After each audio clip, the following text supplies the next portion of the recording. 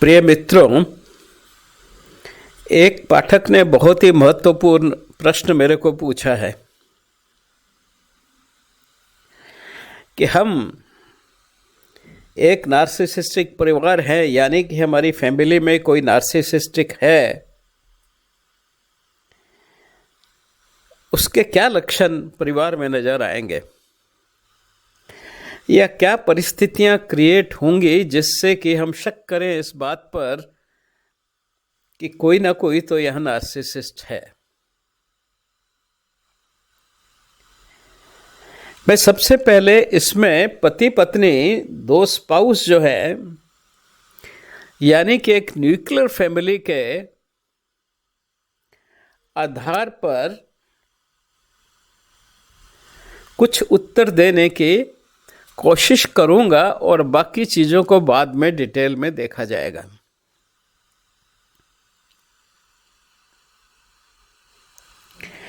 अगर पति पत्नी में से कोई एक स्पाउस नार्सिसिस्ट है तो कैसी परिस्थितियां क्रिएट होंगी कि लक्षणों को समझना और चीजों को समझना, वो खुद अपने आप को पहले ट्रेनिंग चाहिए जो संभव नहीं हो पाते, लेकिन उनके व्यवहार की वो बातें जो प्रकट रूप से आपके मानसिक और फैमिली कंस्ट्रक्ट पे असर करती हैं, उनको बड़ी आसानी से जांचा जा सकता है, परखा जा सकता है और देखा जा सकता है और लोगों को समझाया भी जा सकता है। इसलिए आज हम उन बातों की बात करेंगे। मैंने जो एक लिस्ट बनाई है घटनाओं की, यानी कि ये घटनाओं के आधार पर हम कैसे इस बात का शक करें कि हम में से कोई नार्सिसिस्ट है और फिर उसका एग्जामिनेशन शुरू करें। मैंने जो यहाँ एक लिस्ट बनाई है परिस्थितियों की, घटनाओं की, जिनके होने पर आप सोच सकते हैं यह एग्जॉस्टिव नहीं है, पूरी नहीं है, बिल्कुल इनकम्प्लीट लिस्ट है, लेकिन जो घटनाएं मुझे अपने चारों तरफ परिवारों को देखते हुए नजर आई, उनके आधार पर मैंने ये बनाई हैं। इन में से अगर कोई चार घटनाएं या दुर्व्यवहार या दुर्घटना या किसी तरह का अपवाद होता है तो आप ये शक कर सकते हैं कि कोई हमारा स्पाउस जो है, एक स्पाउस जो है वह नार्सिसिस्ट है, और एक स्पाउस पे नार्सिसिज्म का शक होने का एनालिसिस के बाद उसको आसानी से आप समझ सकते हैं।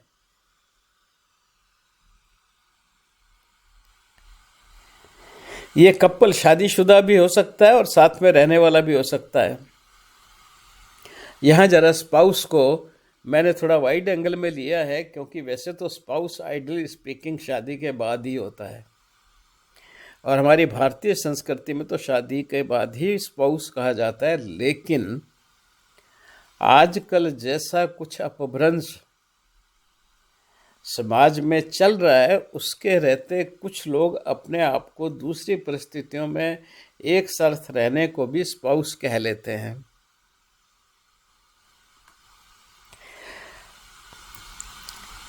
चलिए हम शुरुआत करते हैं। सबसे पहले मैं आपको एक बात कहने की, रिक्वेस्ट करने की कहूँगा, जिस पर पहले भी मैंने बड़ी डिटेल में बात की है, वह है आपके गट ब्रेन की, आपकी गट फीलिंग की। नार्सिसिस्ट के हर एक्शन पे आपको गट फीलिंग होगी। गट वो जगह है जिसको हम अंग्रेजी में, इंग्लिश में या एनाटॉमी में जो मेडिकल एनाटॉमी है उसमें सोलर प्लेक्सस के नाम से जानते हैं, और हमारी भारतीय आयुर्वेदा में और आध्यात्मिक में जिसको मणिपुरा चक्र कहा गया है। यह नाभि के स्थित होता है, नाभि के नीचे स्थित होता है पेट पर, और यहाँ पे बहुत सा एक बड़ा जाल नर्व्स का होता है जो सारे ऑर्गन्स को सप्लाई करता है, इंटेस्टाइन को सप्लाई करता है, किडनी को सप्लाई करता है, लीवर, स्प्लीन, गॉल ब्लैडर, बहुत बड़ा एरिया है, एओर्टा है ना, और वेरकवा, सभी को यहाँ से जो है जितने भी महत्वपूर्ण ऑर्गन यहाँ से पास हो रहे हैं उन सब को वो नर्व सप्लाई करता है, और वो सारी नर्व सप्लाई मिलके एक बड़ा स्ट्रॉन्ग प्लेक्सस बन जाता है जिसको हम कहते हैं सोलर प्लेक्सस, और हमारे आध्यात्मिक या योगा में इसको कहा गया मणिपुरा चक्र। तो हमारे अध्यात्म के हिसाब से भी और वैज्ञानिक आधार पर भी यह एक इंडिपेंडेंट ब्रेन का काम करने वाला यंत्र है, इंडिपेंडेंट ब्रेन की तरह काम करने वाला। यह जो दुनिया भर की इधर उधर से स्टिमुलस आ रहे हैं आपके त्वचा पे, शरीर पे, सब जगह, आँखों से, सबको, उन सब का यह प्लेक्सस एनालिसिस करके और आपको एडवांस में ही कुछ कहता है। कुछ बटरफ्लाइज आपके पेट में गुदगुदाती हैं, आपको उस काम मना करने के लिए या करने के लिए प्रोत्साहित करती हैं। अब निर्भर ये करता है कि आप इसका कितना नोटिस लेते हैं।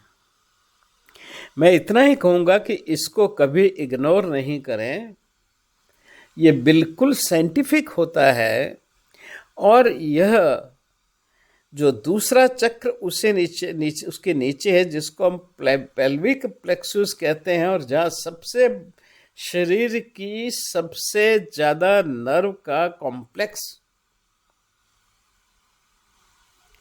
जाल होता है, प्रैक्टिकली जाल है सैक्रम के ऊपर, और उसको एनाटॉमी में, मेडिकल एनाटॉमी में कहा गया पेल्विक प्लेक्सस, और हमारी यौगिक प्रक्रिया में और आध्यात्मिक प्रक्रिया में उसको कहा गया मूलाधार चक्र। चेतना के चैतन्य को वहीं से जागृत होने का क्लेम किया जाता है हमारे शास्त्रों द्वारा, लेकिन आज की वैज्ञानिक और पुराने आध्यात्मिक यति लोग सभी इस पर विश्वास करते रहे हैं और इसकी शक्ति को पहचानते रहे हैं। इसमें कोई दो राय नहीं है।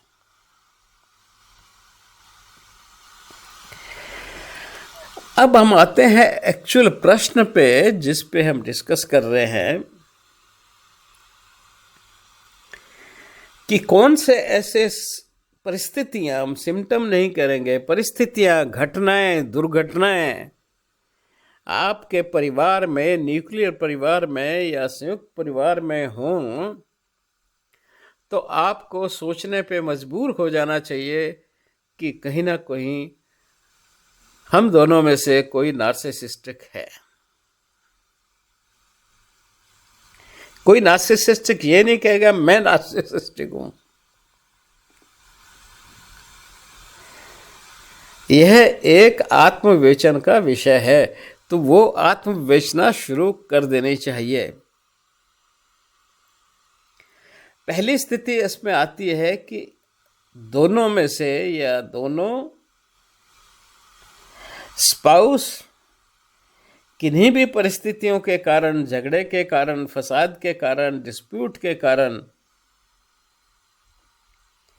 एक बार पुलिस स्टेशन या जेल चले जाते हैं डोमेस्टिक वायलेंस के कारण।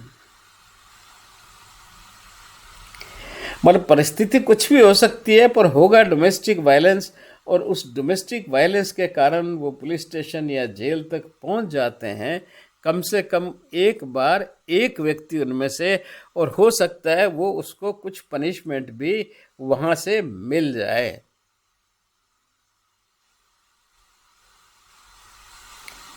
यानी कि जब कानून का और पुलिस के एडमिनिस्ट्रेशन का इंटरफेरेंस आपकी यूनिट में हो जाता है, तो यानी कोई ना कोई दोनों में से या दोनों नार्सिसिस्ट या नार्सिसिस्टिक ट्रेट के साथ में है।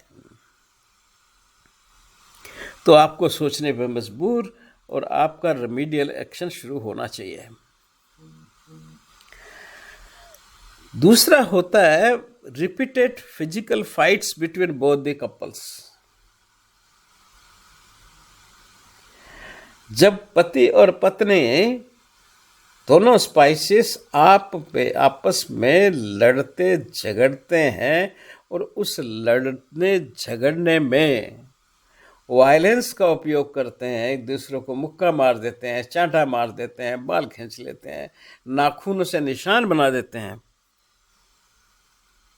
ये लेडीज की तरफ से बहुत ज्यादा होता है, ध्यान रखें आप। वो आपके शरीर को नोच डालती हैं नाखूनों से, और उन नाखूनों के निशान कई बार इतने ज्यादा आपके शरीर पे हो जाते हैं कि आपको छुपाने मुश्किल हो जाते हैं। कई मेल भी नाखूनों से निशान बनाने में उतने ही माहिर होते हैं, तो दोनों कर सकते हैं। तो इस तरह की अगर व्यवस्था कभी होती है, इस तरह की घटना अगर कभी होती है, तो आपको एनालाइज करने की जरूरत है कि हम में से कोई नार्सिसिस्ट है। कभी कभार ये वुंड इतने गहरे हो सकते हैं, सीरियस हो सकते हैं, कि आपको हॉस्पिटल जाना पड़े, और हॉस्पिटल में जाके टांके लगवाने पड़े या आईवी ड्रिप चुरानी पड़े, आप शॉक में चले गए हैं। यानी कि ये चोटें कभी बहुत गंभीर भी हो सकती है, और कभी कभार अगर किसी पार्टनर को कोई बीमारी है, जो बीमारी मारने से या चोट लगने से प्रेसिपिटेट हो सकती है या उसकी मृत्यु कर सकती है, वैसा भी हो सकता है। जैसे मान लिए एक पत्नी को लुकीमिया है, और उसके कारण उसके लीवर और स्प्लीन दोनों बहुत इनलार्ज्ड है, और गुस्से में दोनों ने लड़ लिया, एक दूसरे को मुक्के मार दिए। हो सकता है हस्बैंड का मुक्का ऐसी जगह लग जाए कि उसका लीवर या स्प्लीन फट जाए और वो मर जाए।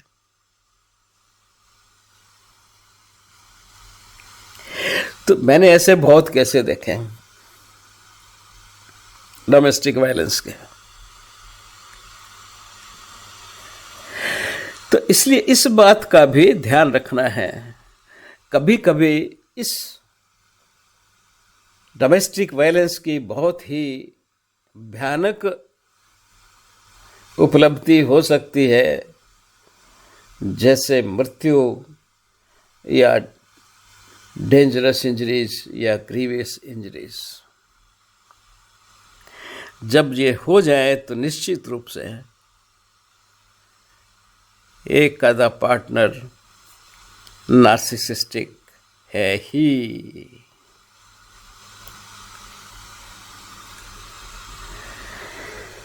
दूसरे आगे का कारण आता है जो बड़ा महत्वपूर्ण है। शादी के बाद कोई भी नॉर्मल व्यक्ति इनफिडेलिटी यानी कि अपनी पत्नी या पति को धोखा नहीं कर देता, किसी दूसरे के साथ शारीरिक संबंध नहीं बनाता। सो पति या पत्नी को छोड़ करके किसी और के साथ शारीरिक संबंध बनाने को हम इनफिडेलिटी कहते हैं। तो कोई भी पति या पत्नी इनफिडेलिटी में एंगेज नहीं होता है, क्योंकि विश्वास, एक दूसरे पर प्यार, ममता और श्रद्धा यह परिवार का बेसिक धुरी है।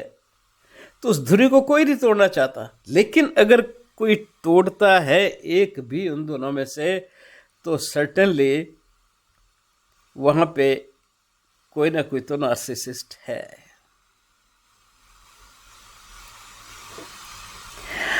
आप ये ध्यान रखें, अगर आपका स्पाउस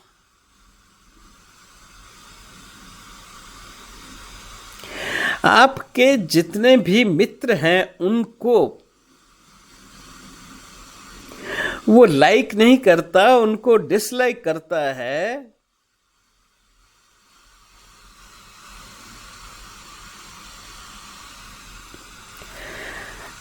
या फिर जो आपके असली सच्चे मित्र हैं उनको आपका स्पाउस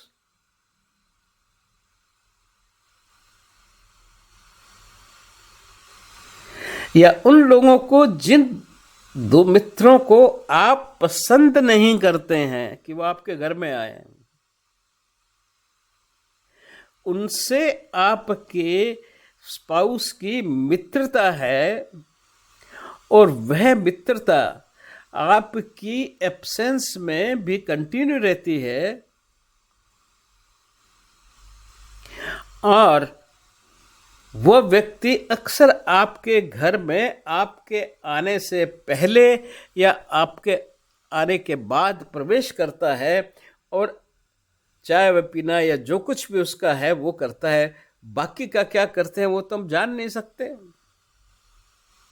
तो इसलिए कोई भी आपका मित्र जो है जिसको आप पसंद नहीं करते हैं, या कोई व्यक्ति जिसको आप पसंद नहीं करते, आपकी स्पाउस उसको पसंद करती है, पति या पत्नी, और वो उससे मिलते भी हैं ऐसे समय में जब आप घर में नहीं हैं या आपके घर आने से पहले।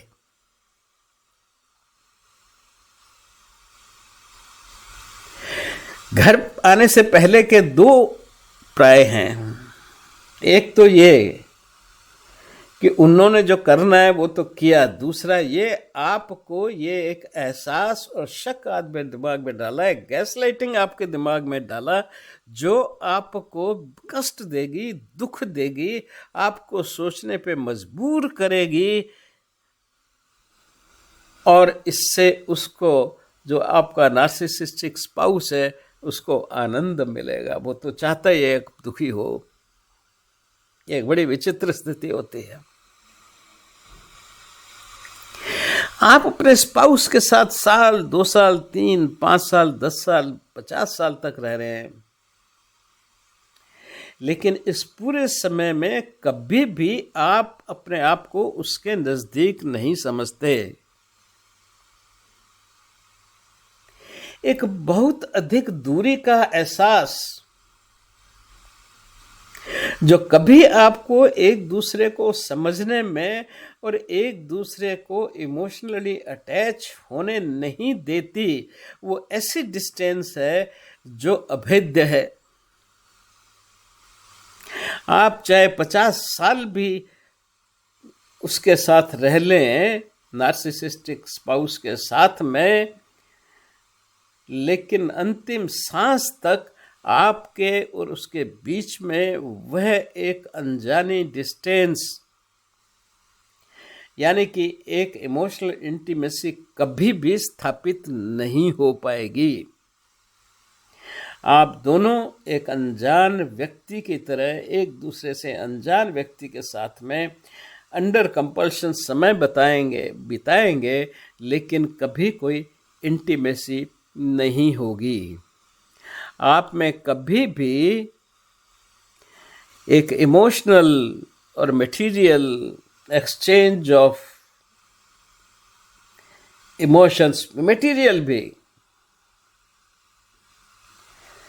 आपकी आवश्यकता के पे कभी आपको कुछ फाइनेंशियल मिल जाए, या कभी आपको आवश्यकता होने पे आपको कुछ नए कपड़े मिल जाए, ऐसा उनकी तरफ से ऐसा संभव नहीं होगा।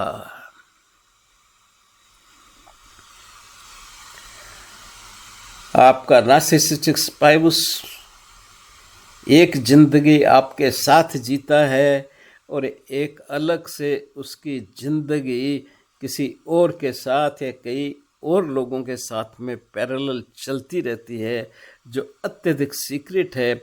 और ये सीक्रेसी मेंटेन करने का मैनिपुलेशन में उनकी मास्टरी है।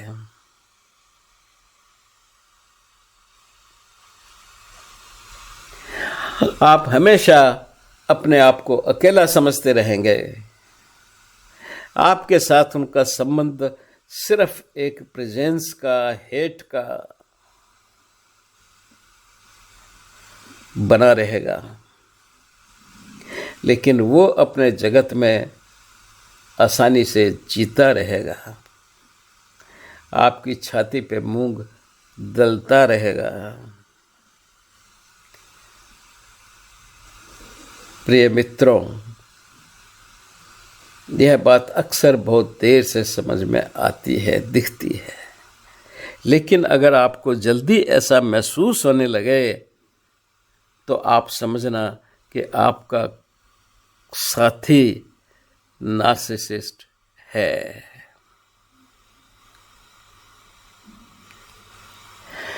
जब भी आपका साथी सोशल मीडिया की कन्वर्सेशंस को आपसे छुपाता है,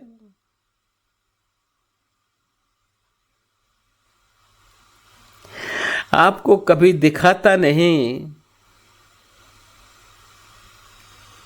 वो चाहता नहीं कि वो किससे क्या बात कर रहे हैं वो जाने, आप जाने, तो समझ लो कि कुछ गड़बड़ है।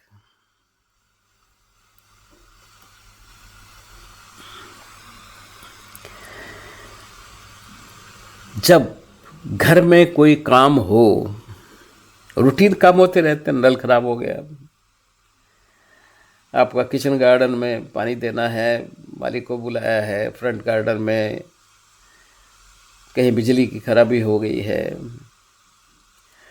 तो अक्सर उनका व्यवहार अगर किसी एक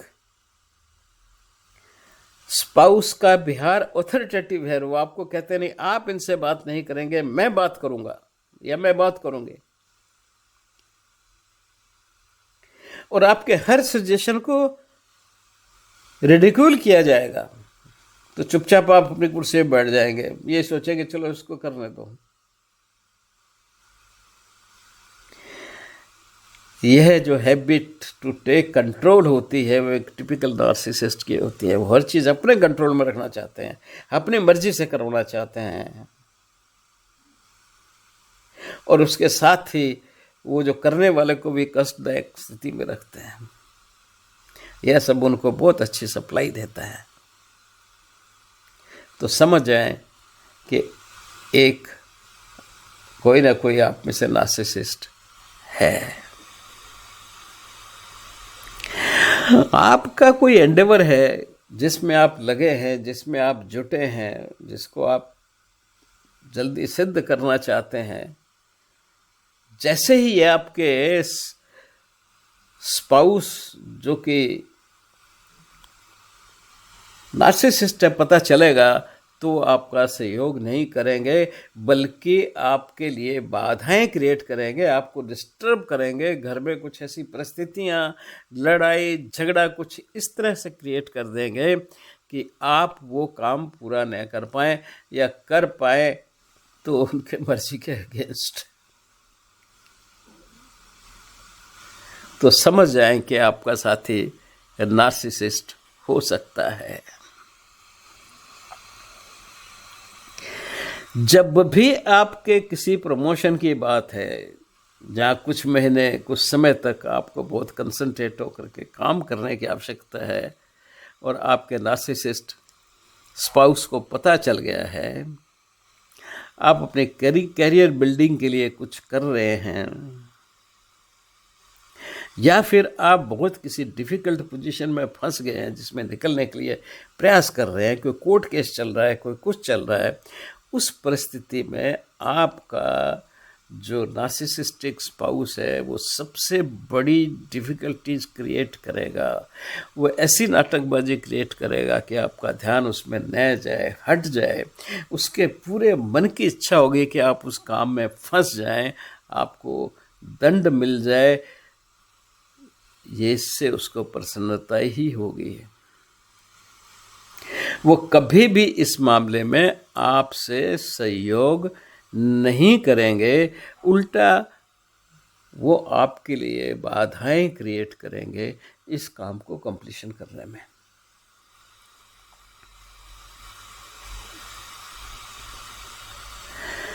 आपका जो साथी है नार्सिसिस्टिक,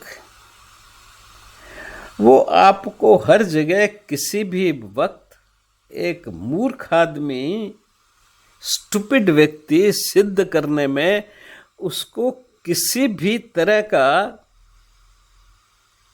हेजिटेशन नहीं होगा।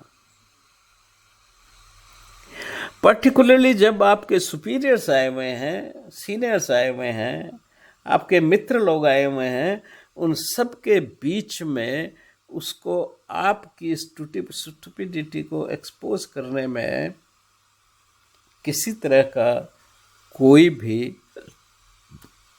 दिक्कत नहीं होगी। आप समझ जाओ कि नार्सिसिज्म रोल प्ले कर रहा है। हर नार्सिसिस्ट स्पाउस के सीक्रेट सेक्सुअल रिलेशनशिप होंगे। 95% ये सेक्सुअल रिलेशनशिप फिजिकल होते हैं, 5% नॉन फिजिकल भी हो सकते हैं, क्योंकि सबके साथ नहीं है कि वो फिजिकल रिलेशन बना सके।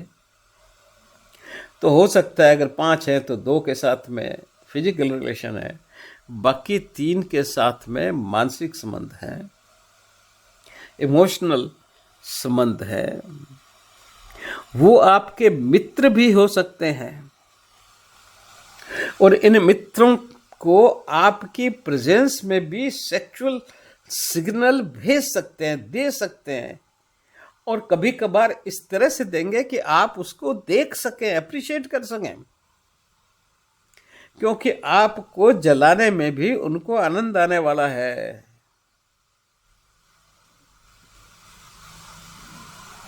इसलिए अगर ऐसा कभी आप नोट करें तो सतर्क हो जाइए। वे ऐसी चीज़ें अक्सर गैदरिंग में, मैरिज गैदरिंग में या फैमिली गैदरिंग में या फ्रेंड्स गैदरिंग में करती हैं।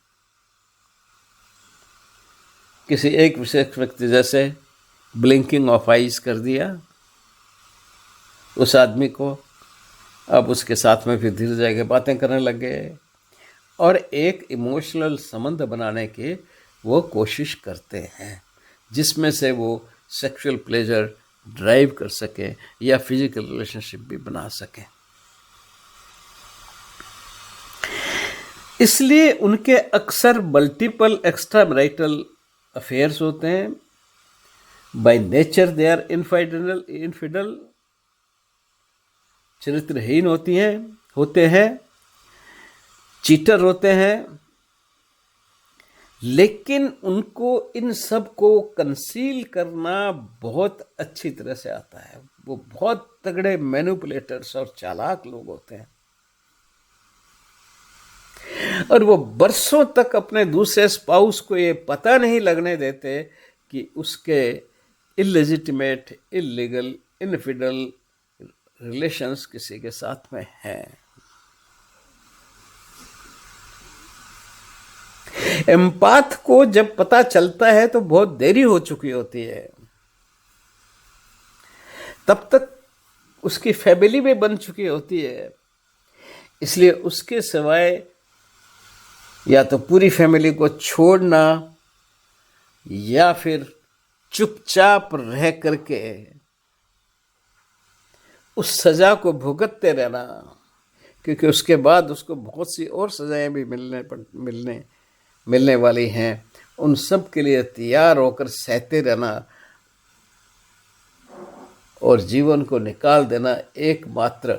ऐसे लोग बहुत बार भगवान में या इधर उधर अपना ध्यान लगा करके, परिवार से, अपने स्पाउस से ध्यान हटा करके और बच्चों के हित में जुड़ करके रहते हैं। कई बार मंदिर में चले जाएंगे, कई बार किसी साधु संतों की उसमें रहना शुरू कर देंगे, कोई आश्रम से पकड़ लेंगे। तो वो सब जो है एक्चुअली इस परिस्थिति का सामना न करने के कारण, वो, मैं सारे नहीं कह रहा, सभी लोग जो वहाँ जाने वाले ऐसे नहीं हैं, लेकिन कुछ लोग इसका ये वाया भी निकाल करके और शांति से मरने के, जीवन यापन करने के रास्ते निकालते हैं।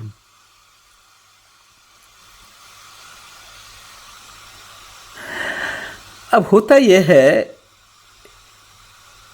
कि इस दौरान जब उसके संबंध इनफिdelity में एंगेज होते हैं तो वो अपने स्पाउस को बहुत ज़्यादा इग्नोर करते हैं, और either as a ignore or as a punishment for something जो उसने की है, ऑब्जेक्ट किया है, तो उसका पनिशमेंट भी मिलेगा उसको, क्योंकि उसको तो एंटाइटलमेंट है, वो कुछ रोक कर ही नहीं सकता। आपने उसके रोंग को रोंग कहा क्यों? ये अपराध है आपका। आपको कोई अधिकार नहीं है कि आप उसके रोंग को रोंग कहें, इसलिए वो पनिशमेंट भी देते हैं। और कॉमनेस्ट वे ऑफ पनिशमेंट होता है कि वो आपके साथ में इमोशनल और फिजिकल रिलेशनशिप को बंद कर देते हैं, और बहुत से फिर जो अपोजिट पार्टनर हैं वो भी इस बात को समझते हुए वो हमेशा से फिजिकल रिलेशन के चैप्टर को ही बंद कर देते हैं। मैं ऐसे एक व्यक्ति को जानता हूँ जिसने 40 साल तक अपनी पत्नी के साथ में कोई संबंध नहीं रखा, उसके सारे आघातों को सहा, उसके सारे अपमान को सहा, सिर्फ अपने परिवार और बच्चों के लिए। तो एक कॉन्शियस डिसीजन वो लेकर के उस परिस्थिति में चलता रहता है। यह भी एक वास्तविकता है। अगर किसी परिवार में, यानी कि स्पाउस में,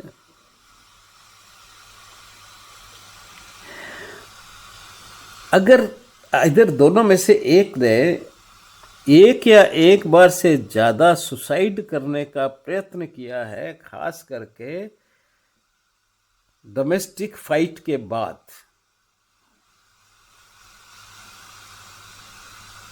देखिए प्रयत्न होता है, सुसाइड भी हो सकता है, ऐसी बात नहीं, बहुत से लोग कर लेते हैं, मैंने बहुत देखे, बहुत सुसाइड केस देखे, लेकिन बहुत से लोग सुसाइड अटेम्प्ट करते हैं, सक्सेसफुल नहीं हो पाते हैं,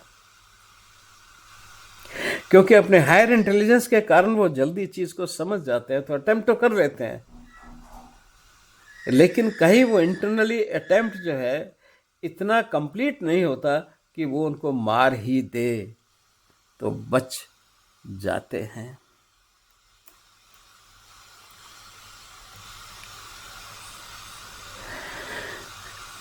अगली परिस्थिति या घटना कि आप बहुत अधिक बीमार हो गए, डॉक्टरों ने आपको अनफिट डिक्लेयर कर दिया है, आपकी दोनों टांगें बेकार हो गई, आपको एक साइड में शरीर में पैरालिसिस हो गया है, या आपकी फेशियल नर्व्स, क्रेनियल नर्व्स की पैरालिसिस हो गया, आप बोल नहीं सकते, कुछ कर नहीं सकते, या बाथरूम में गिर पड़े, आपकी फीमर टूट गई, आप खाट पे पड़े हैं, शायद दुनिया और आस पड़ोस के लोग आपके चिंता करेंगे, लेकिन आपको अपने स्पाउस से 1 मिनट के लिए भी असली इमोशनल सपोर्ट नहीं मिलेगा। बातों को कहने के लिए या कोई लोग आ गए तो उनके सामने बहुत अच्छी एक्टिंग कर लेंगे, they are very good actors, वो आप जानते हैं, वो बहुत अच्छी एक्टिंग कर लेंगे, बता देंगे कि जैसे वो सबसे बड़ी केयर करने वाले हैं, हस्बैंड या वाइफ जैसा भी है, लेकिन वस्तुतः वो आपको कभी कोई मदद एक्सटेंड नहीं करेंगे। आपको चाहे कितना भी कष्ट दर्द हो रहा है, रादर कभी कभार आप उसके लिए आपके साथ झगड़ पड़ेंगे कि तुम मेरे को नींद नहीं लेने दे रहे हो, या तुम मेरे दिन में काम नहीं करने दे रहे हो, तुम्हें क्या इसके सिवाय कोई काम ही नहीं है। इतने क्रूअल होता है नार्सिसिस्टिक पार्टनर। एक या एक बार से अधिक नार्सिसिस्टिक रेज में हर नार्सिसिस्ट अपने पार्टनर पे होमिसाइडल हमला तो करता ही करता है। चोट नहीं पहुंचती बिकॉज अक्सर ये फाइट के टाइम में होता है, नार्सिसिस्टिक रेज में टाइम होता है। और रेज एक ऐसा मैनिफेस्टेशन है कि जो दूसरे आदमी को बड़ी जल्दी महसूस हो जाता है, पता चल जाता है, वो सारी प्रिकॉशंस ले लेता है। लेकिन अगर ये अचानक से हो जाए और दूसरा स्पाउस जो है वो अनअवेयर है, या वो प्रिपेयर्ड नहीं है, या वो उस पर अत्यधिक विश्वास करता है, तो उसका मर जाना भी संभव है, उसका कत्ल हो जाना भी संभव है। अदरवाइज एक या दो बार चाकू या लिगेचर मार्क से किया गया attempt, non fatal attempt, indicate करता है कि वो स्पाउस या नार्सिसिस्टिक पक्के रूप से नार्सिसिस्ट है। उनके चेहरे पे एक एक्सट्रीम एक्सप्रेशंस ऑफ डिसलाइक रहते हैं, नफरत के, गुस्से के, बिना किसी कारण के, बिना किसी स्थिति परिस्थिति के, प्रोवोकेशन के। वो एक अजीब व गरीब गुस्सा लेकर के दुनिया में घूमते हैं, जैसे ही वो अकेले होते हैं या आपके साथ होते हैं, यानी कि अपने पार्टनर के साथ में होते हैं। तीसरे आदमी के आते ही वो सब समाप्त हो जाता है।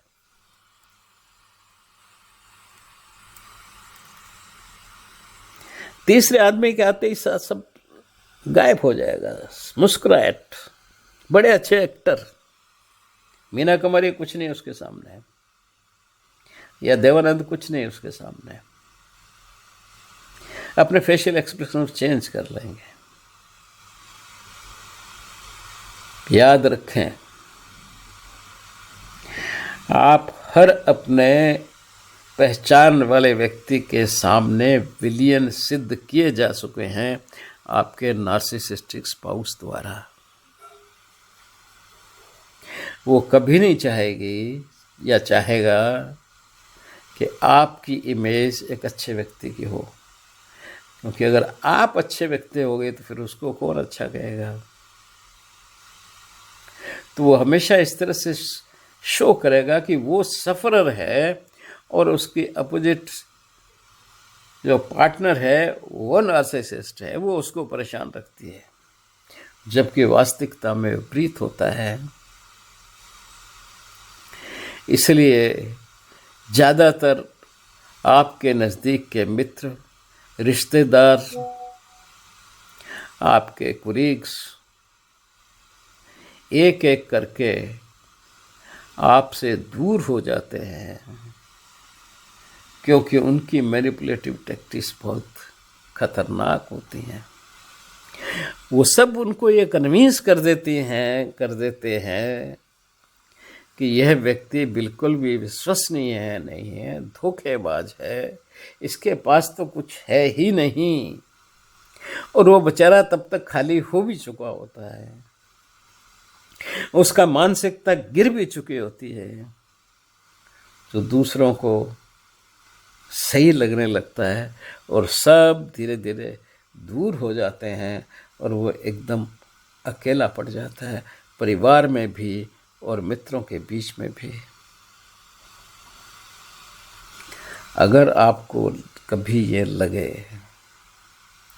कि आपका साथी, आपका स्पाउस पैथोलॉजिकल लायर है, पैथोलॉजिकल लायर मीन्स जो कंपल्सिव, वो सच बोल ही नहीं सकता, वो झूठ ही बोलेगा, सच को भी घुमा करके इस तरह से बोलेगा कि कुछ ना कुछ तो उसमें गड़बड़ हो ही जाए, तो समझ लीजिए आप डील कर रहे हैं नार्सिसिस्ट से। एक बात और ध्यान रखें, आप मित्रता करना छोड़ दें, पुराने मित्रों को दूर कर दें। अगर समय बचा है तो, नहीं तो बाद में आपको पता चलेगा कि बहुत से आपके मित्र ऑलरेडी आपके नार्सिसिस्टिक जो स्पाउस है उसके सेक्सुअल नेट में जा चुके हैं। ये सब मैं इसलिए कह रहा हूँ कि जब आपको पता चलेगा तब तक बहुत देर हो चुकी होगी और आपको इतना दुख होगा, क्योंकि तब तक डिकेड्स बीत चुके होंगे, 30, 40, 50 साल बीत चुके होंगे। और जब आपको पता चलेगा तो आप इतने दुखी और इतने अत्यधिक दयनीय हो जाएंगे, जो शायद वही समझ सकता है जो उस परिस्थिति से गुजरा हो। बंधुओं, यह सबसे बड़ी बीमारी है। इसको जब बीच में नहीं समझेंगे तो अंत में बहुत दुख होगा। समझ के धोखा खाने में कोई बड़ी बात नहीं है। समझ जाओ और फिर धोखे से, अपनी समझदारी से अपने परिवार को चला लो, बच्चों के हित में, परिवार के हित में, समाज के हित में, और सबसे बड़ी अपनी इज्जत के, जैसे सम्मान के हित में चलाओगे तो उसमें आप एक बलिदान महसूस करेंगे, एक त्याग महसूस करेंगे, जो आपको बहुत बहुत शांति देगा, क्योंकि उसमें आपका एक ध्येय है, एक निमित्त है। आप एक अच्छे कार्य के लिए, सामाजिक कार्य के लिए, पारिवारिक कार्य के लिए, और सबसे श्रेष्ठ अपने परिवार के लिए, बच्चों के लिए सब कुछ त्याग कर रहे हैं। और इससे बड़ा त्याग और इससे बड़ा पुण्य और इससे बड़ा कोई पुण्यार्जन हो नहीं सकता। इसलिए समझ के करो। इसीलिए किसी ने कहा है, समझ हर एक राज को, फिर भी फरेब खाए जा। धन्यवाद।